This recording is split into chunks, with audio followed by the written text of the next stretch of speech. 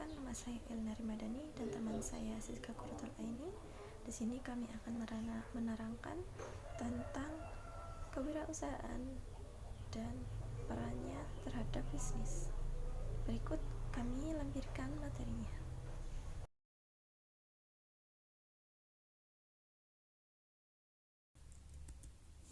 Yang pertama, ada konsep dan peran kewirausahaan. Menurut Hendro 2011, kewirausahaan adalah padanan kata dari entrepreneurship dalam bahasa Inggris, Unternehmer dalam bahasa Jerman, sedangkan di Indonesia yaitu kewirausahaan. Kata entrepreneur berasal dari bahasa Prancis yaitu entrepreneur yang berarti petualangan, pengambil resiko, pengusaha, dan pencipta yang menjual hasil ciptaannya.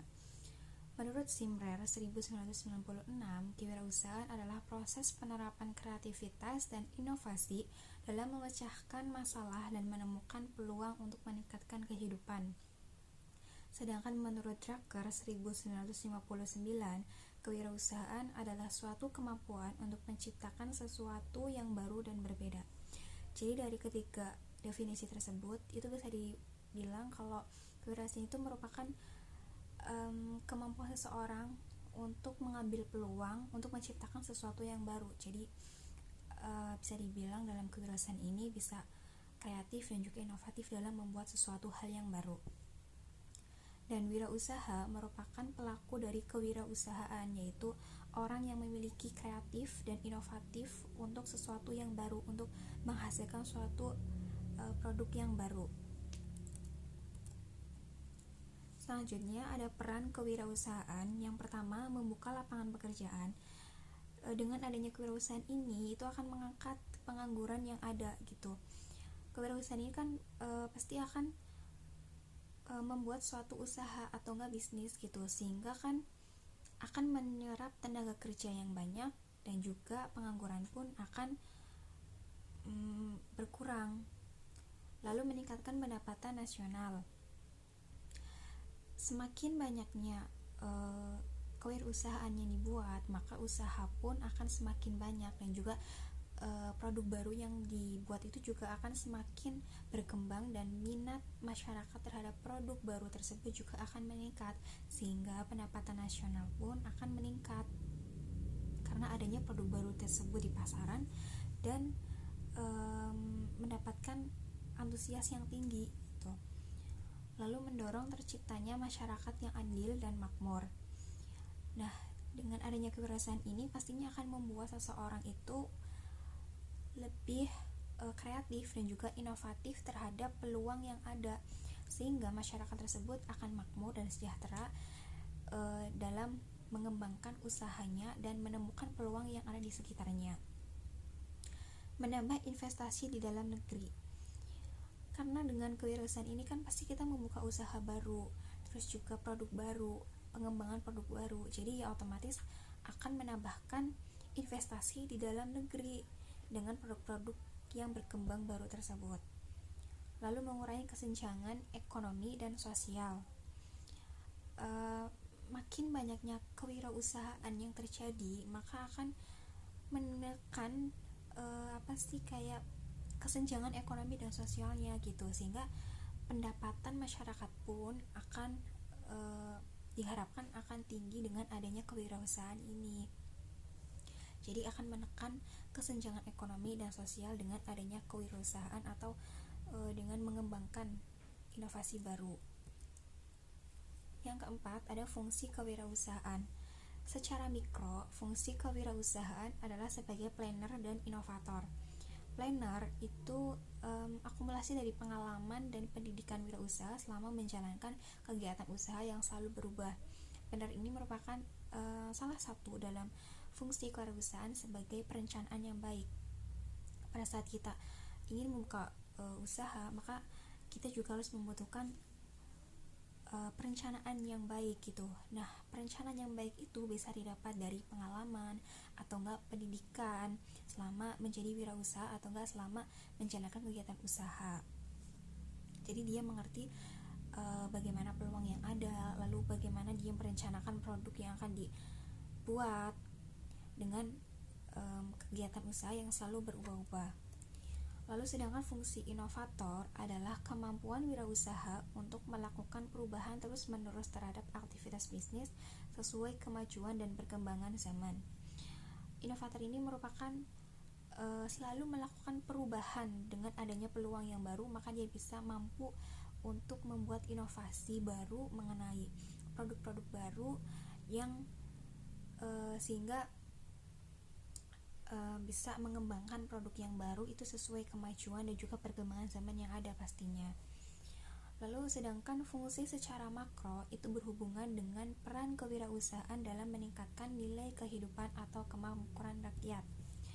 Nah, secara makro ini secara keseluruhan, jadi dengan adanya kewirausahaan ini juga pasti akan meningkatkan nilai kehidupan dan kemakmuran rakyat, karena kewirausahaan ini kan tadi perannya gitu, bisa membuka lapangan pekerjaan, mendapatkan pendapatan nasional, sehingga ya akan meningkatkan kemakmuran masyarakat sekitar dengan adanya inovasi baru dan juga kreativitas baru mengenai peluang-peluang yang ada di sekitar kita. Dan juga secara makro ini sebagai penggerak atau enggak pengendali. Ruang lingkup kewirausahaan itu secara umum bergerak dalam bidang bisnis, namun secara rinci terdapat beberapa lapangan-lapangan seperti yang pertama yaitu lapangan agraris. Lapangan agraris ini mencakup segala kegiatan kewirausahaan yang bergerak dalam bidang agraris, yaitu dalam sektor pertanian, dalam sektor kehutanan, serta dalam sektor perkebunan. Contoh dari lapangan agraris ini yaitu dapat kita lihat pada seorang wirausaha atau seorang pebisnis yang memiliki usaha di sektor perkebunan, yang dimana dia menjual belikan komoditas perkebunan yang ia miliki seperti teh, kopi, kelapa sawit, dan lain sebagainya.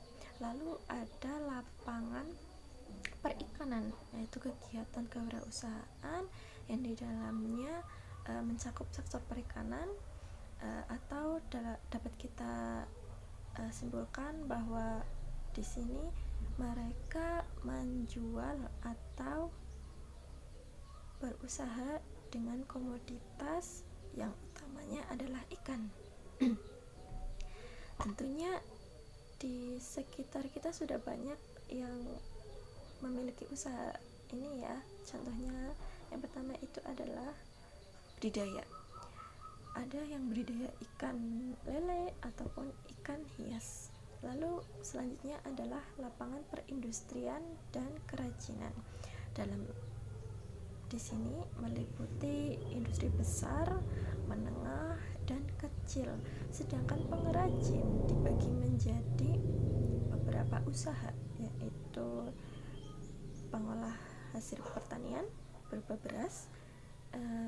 Dalam kehutanan itu memanfaatkan kayu sebagai komoditas utamanya untuk dijadikan kerajinan atau pembuatan mebel dan lain sebagainya.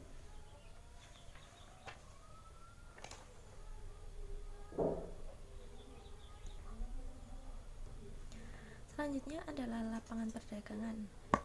Di sini dalam lapangan perdagangan ini dibagi menjadi 3 kategori, yaitu perdagangan besar, menengah, dan kecil. Perdagangan besar meliputi dalam cakupannya ya, itu areanya sudah internasional. Namun jika perdagangan kecil ini dapat kita jumpai ya, seperti pemilik toko kelontong yang menjual berbagai kebutuhan untuk rumah tangga sehari-harinya. Berlanjut dengan lapangan pertambangan dan energi.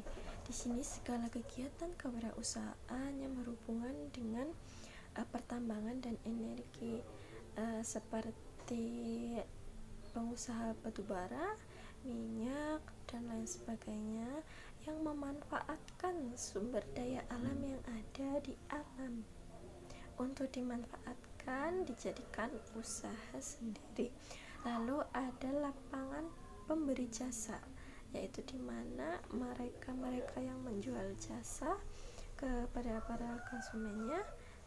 Kategori ini mencakup dalam koperasi, terus pengusaha hotel, pengusaha tata busana, dan lain sebagainya. Lalu yang terakhir adalah lapangan peternakan, yaitu semua jenis usaha, kegiatan kewirausahaan dalam sektor peternakan. Tentunya komoditas peternakan seperti peternakan sapi, peternakan ayam, kambing, dan lain sebagainya. Selanjutnya adalah hubungan kewirausahaan dengan pengembangan bisnis. Dalam proses kewirausahaan ini tentunya terdapat berbagai tantangan yang harus dihadapi oleh seorang wirausaha. Dalam menghadapi tantangan ini tidak lepas dari adanya sifat kreatif dan inovatif pemilik atau si wirausahawan ini untuk dapat mengembangkan bisnisnya. Tahap pengembangan bisnis merupakan salah satu tahap yang ada dalam proses kewirausahaan, di mana tahap ini adalah tahap ketika pengusaha mengelola semua aspek yang terkait dengan bisnis yang dijalankannya. Aspek-aspek tersebut diantaranya seperti aspek kepemilikan, yaitu siapa pemiliknya, lalu apa syarat-syarat atau ketentuan-ketentuan, serta dokumen-dokumen yang dimiliki oleh si wirausaha tersebut.